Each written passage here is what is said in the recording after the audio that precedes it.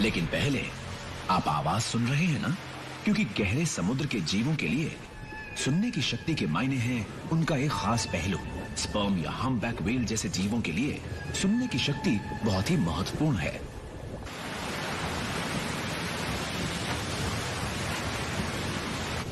गहरे पानी में रोशनी धुंधली या कम हो जाती है, इसलिए जिंदा रहने के लिए देखने की शक्ति का महत्व कम हो जाता है। ध्वनि हवा के मुकाबले पानी में ज्यादा दूरी तय करती है, इसलिए व्हेलों के लिए ये एक दूसरे से संपर्क साधने का महत्वपूर्ण जरिया है, जैसे कि हम्पबैक व्हेल की गाने की धुन जैसी लहकती ये आवाज।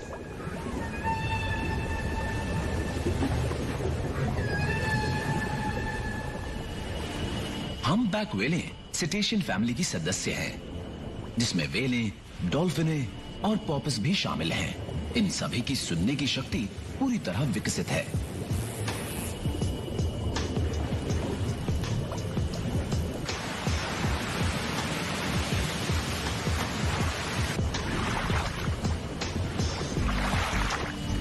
इस हम्पबैक व्हेल के बाहरी कान के बेहद छोटे सुराख पानी के अंदर जाने पर बंद हो जाते हैं।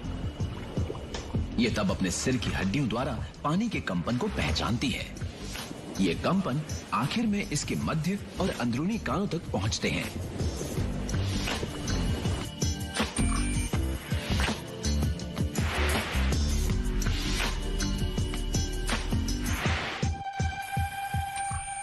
हैरानी की बात यह है कि व्हेल के पूर्वज दरअसल जमीनी जीव थे। पैकिसीटिडे या पाकिस्तानी व्हेलें भारतीय उपमहाद्वीप के तटों पर रहती थीं और तकरीबन 5 करोड़ 30 लाख साल पहले पानी में रहने के लिए इनमें बदलाव आने शुरू हो गए। इनके और इनके पूर्वजों के बारे में हम शो में आगे देखेंगे।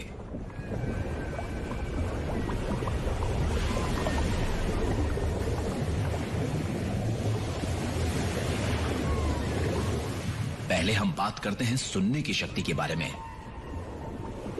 ये ध्वनि के कंपन को महसूस करने की क्षमता है। पानी के अंदर ध्वनि या कंपन दरअसल एक ही चीज है। ये कोरल ट्रायंगल का नजारा है। ये मलेशिया, फिलीपींस, इंडोनेशिया और ईस्ट टीमोर के आसपास का ट्रॉपिकल समुद्री इलाका है। इसे ट्रॉपिकल जन्नत कहने की कई वजह हैं। इसे अमेज़न ऑफ द सीज भी कहा जाता है।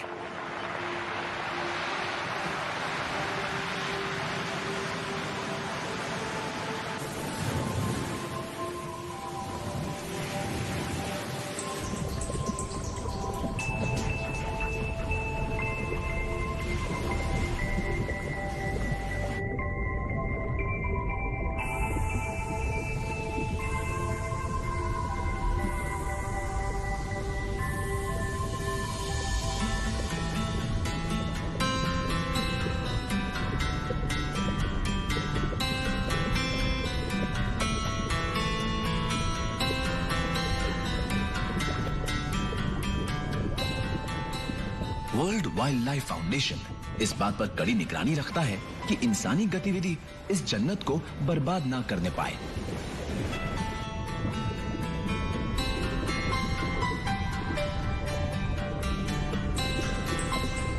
कोरल ट्रायंगल को घर कहने वाली अनगिनत प्रजातियों में से एक है सेफेलोपॉड। जी हां, सेफेलोपॉड। सेफेलोपॉड कटलफिश और इस ऑक्टोपस की तरह ही इनवर्टिब्रेट है, यानी बिना रीढ़ की हड्डी वाले मोलस्क्स। आमतौर पर बड़े सिर वाले इन जीवों का शरीर सुडौल होता है।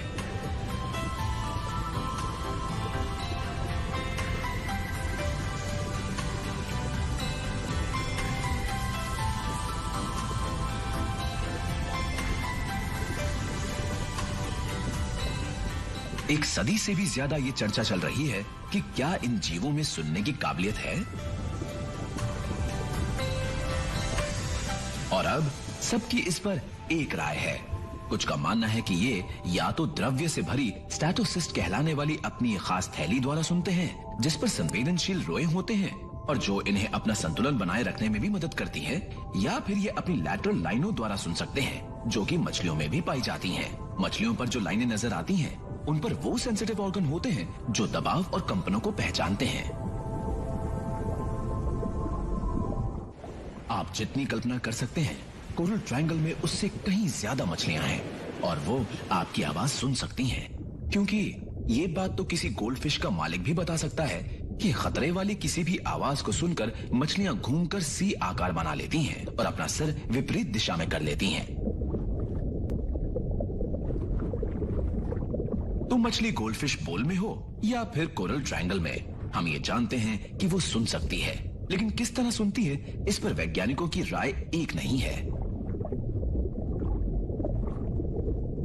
दो मुख्य सिद्धांत हैं। मछलियों के शरीर की डेंसिटी तकरीबन पानी जितनी ही होती है, जिसके मायने ये हैं कि ध्वनि उसके शरीर में से गुजरती है। लेकिन मछली के अंदरूनी कान में हड्डियां होती हैं जिन्हें ओटोलिथ कहते हैं। ये हड्डियां पानी और मछली के शरीर दोनों से ज्यादा सघन होती हैं। इसके मायने हैं कि इन हड्डियों की हरकत की रफ्तार बाकी शरीर और ध्वनि की तरंगों से कम होती है। इसका नतीजा ये होता है कि ओटोलिथ हड्डियों और मछली के शरीर के बाकी हिस्से की रफ्तार के बीच का फर्क इसके अंदरूनी कान पर स्थित रोएदार सेंसर को हिला देता है। रफ्तार का ये फर्क ही मछलियों के लिए आवाज है।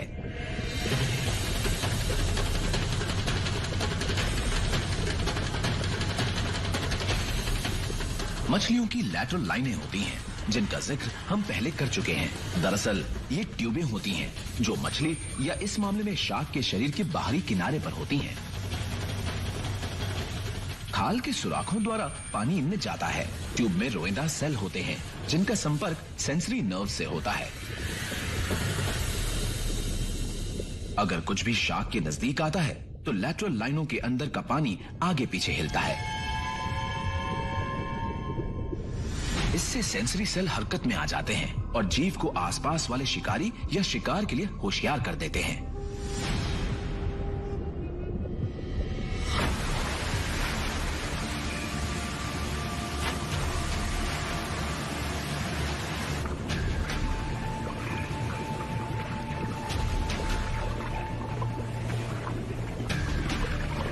जब हम जीवों की सुपर सेंस की बात करते हैं तो शार्क से ज्यादा कोई और जीव इस पर खरा नहीं उतरता।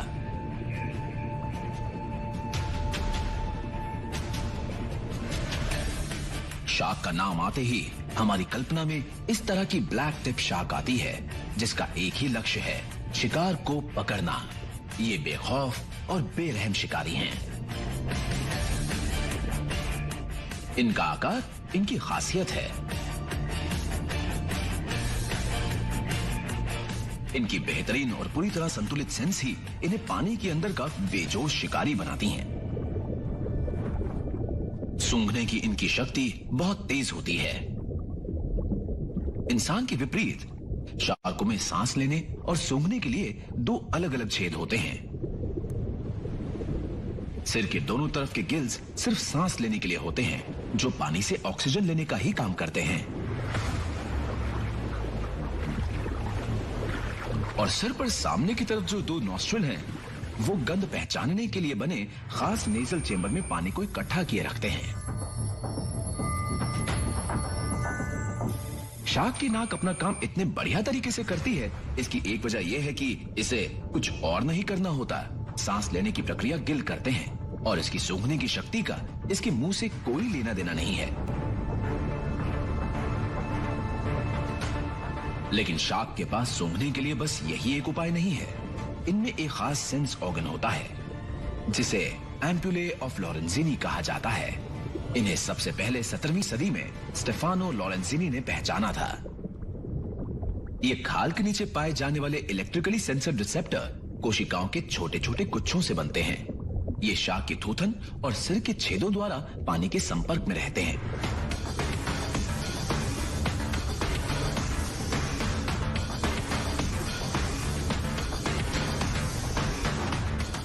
दरअसल एम्पुले ऑफ लॉरेंजीनी शार्क को इलेक्ट्रो रिसेप्शन के लिए तैयार कर देता है। और इलेक्ट्रो रिसेप्शन के मायने हैं कि शार्क दूसरे जीवों द्वारा बनाए बायोइलेक्ट्रिक फील्ड को महसूस कर सकती है और फिर अपने शिकार को ढूंढने में उसका इस्तेमाल करती है।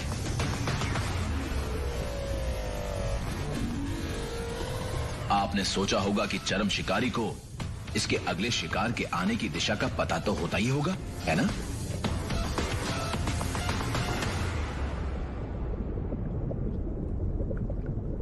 कोरल ट्रायंगल के समुद्र में ब्लैक टिप शार्कों के साथ दूसरे सेटेशियन जीव जैसे कि स्पर्म व्हेल भी पाई जाती हैं।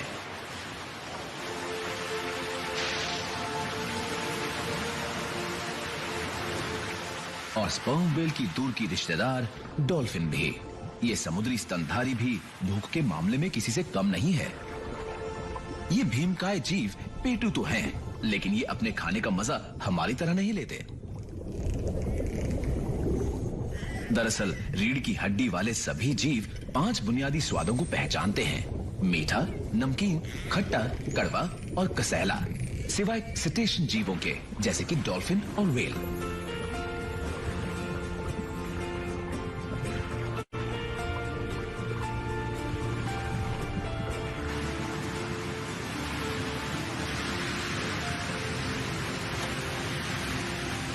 शोध से पता चला है कि इन्होंने अपने विकास के दौरान नमक को छोड़कर बाकी सब स्वाद पहचानने की काबिलियत को खो दिया है। वैज्ञानिकों का मानना है कि ऐसा तकरीबन 5 करोड़ 30 लाख साल और 3 करोड़ 60 लाख साल पहले के बीच हुआ, जब व्हेल के पूर्वज पाकिसीटिडे ने खुद को समुद्र के अनुकूल किया, और 3 करोड़ 60 लाख साल पहले जब वो 2 ग्रुपों टूथ और बेलीन व्हेलों में बंट गईं। वैसे भी अगर आप खाने को चबाए बिना निगलते हैं तो स्वाद का ना मालूम पड़ना कोई बड़ा नुकसान नहीं है। पानी के अंदर देखने के बारे में क्या ख्याल है?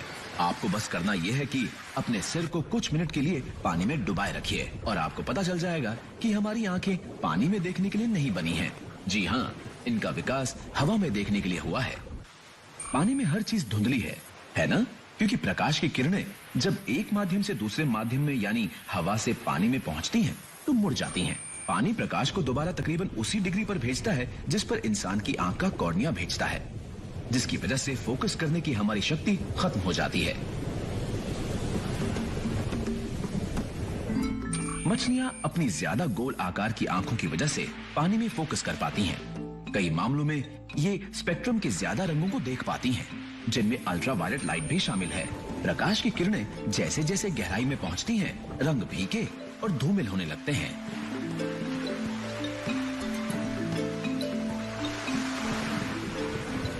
पानी में सबसे पहले अलग होने वाला रंग है लाल, और फिर पीला और हरा और फिर बैंगनी। नीले रंग की बारी सबसे आखिर में आती है।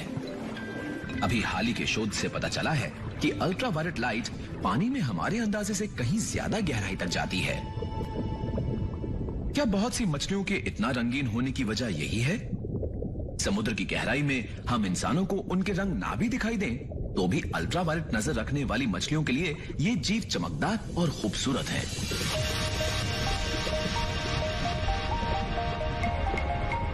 जी हाँ, मछलियों के रंगीन होने की वजह यही है। कोरल रीफ की बहुत सी मछलियां रंग बिरंगे चमकदार रंगों की ही होती हैं।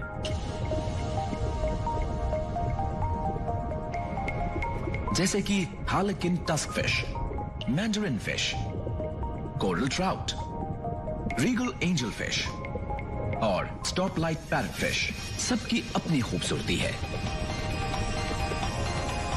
वैज्ञानिकों का मानना है कि कुछ मछलियां अपने भड़कीले रंगों से साथी को आकर्षित करती हैं, लेकिन प्रकृति में रंगों की भरमार होने की वजह से ये इससे कहीं ज्यादा जटिल हैं।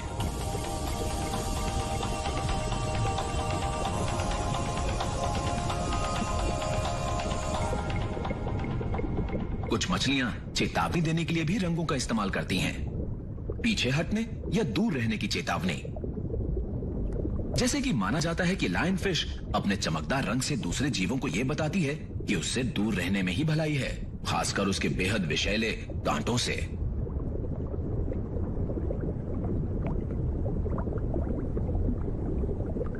ऐसे भी मौके होते हैं जब मछलियां आसपास के वातावरण में घुल मिल जाती हैं।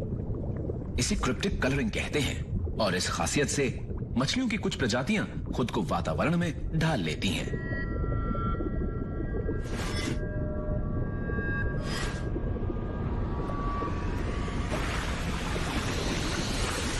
ग्रेट व्हाइट शार्क जैसे शिकारी को देखकर लगता है इसे तो अपने आप को छिपाने की जरूरत ही नहीं होगी, लेकिन ग्रेट व्हाइट खुले समुद्र की कई दूसरी मछलियों के साथ विपरीत रंगों का इस्तेमाल करके खुद को छिपाती है।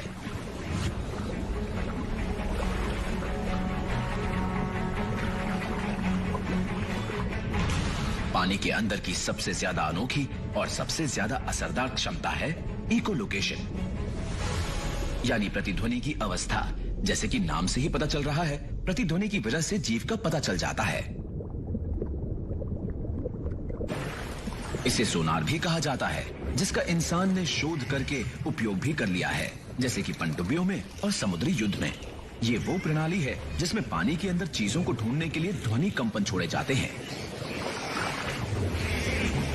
और फिर उनके लौटने पर उन्हें ढूंढकर और नापकर ये पता लगाया जाता है कि कौन सी चीज कितनी बड़ी है और कहां है।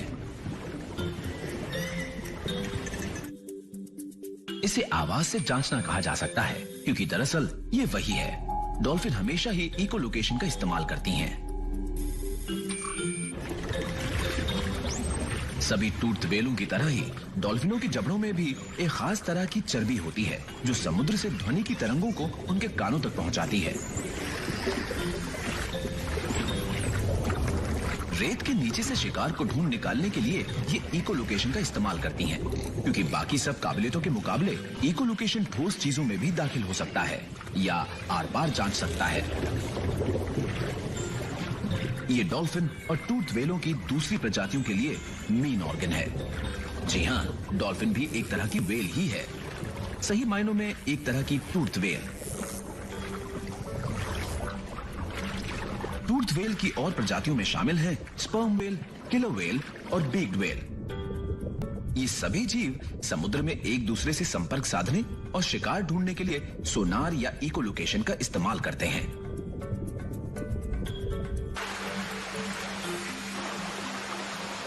आपको याद होगा कि मैंने बताया था, करीब 5 करोड़ 30 लाख साल पहले व्हेलों के पूर्वज दरअसल जमीन पर रहने वाले स्तनधारी जीव थे, जिन्होंने खुली हवा में चीजों को अच्छी तरह से देखा होगा। इकोलोकेशन की मदद से वो पानी के अंदर के जीवन में ढल गए।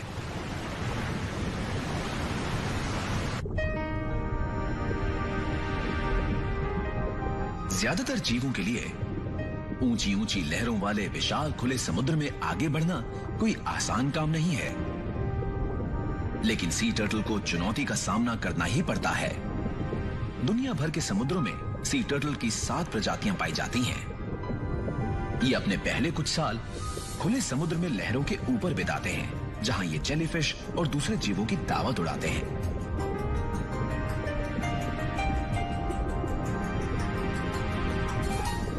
लेकिन प्रजनन के लिए इन्हें तट पर जाना पड़ता है, लेकिन ऐसे ही किसी तट पर नहीं, बल्कि ये उसी तट पर लौटते हैं जहां पैदा हुए थे।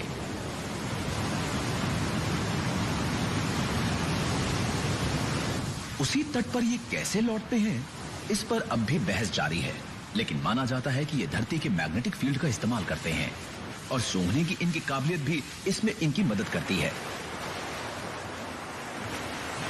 साउथ अमेरिका के इस तट पर एक ऑलिव रिडली टर्टल धीरे धीरे तट पर बढ़ रहा है। दरअसल ये एक वयस्क मादा है जो अंडे देने वाली है।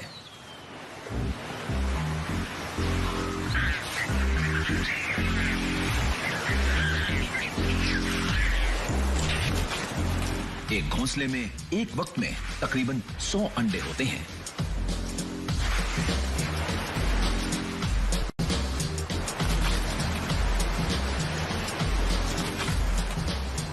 अंडों को रेत में दबाने के बाद वयस्क मादा समुद्र में लौट जाती है। करीब 45 दिन बाद अंडों से निकले ये नन्हे शिशु अपना खतरनाक सफर शुरू करते हैं। इन्हें हर हाल में पानी तक पहुंचना है, लेकिन कछुओं की दावत का मजा लेने वाले गिद्ध यहां गश्त लगा रहे हैं।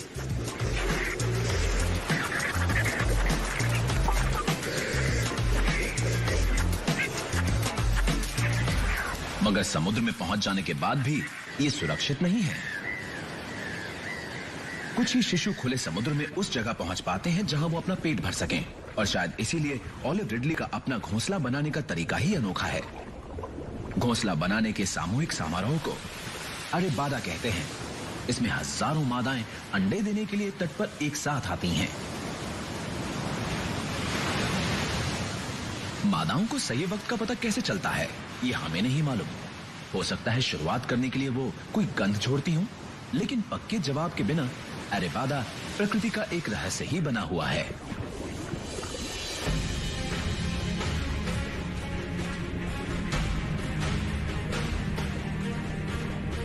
एनिमल सुपर सेंसेस के इस एपिसोड में समुद्र के खजाने को दिखाने के लिए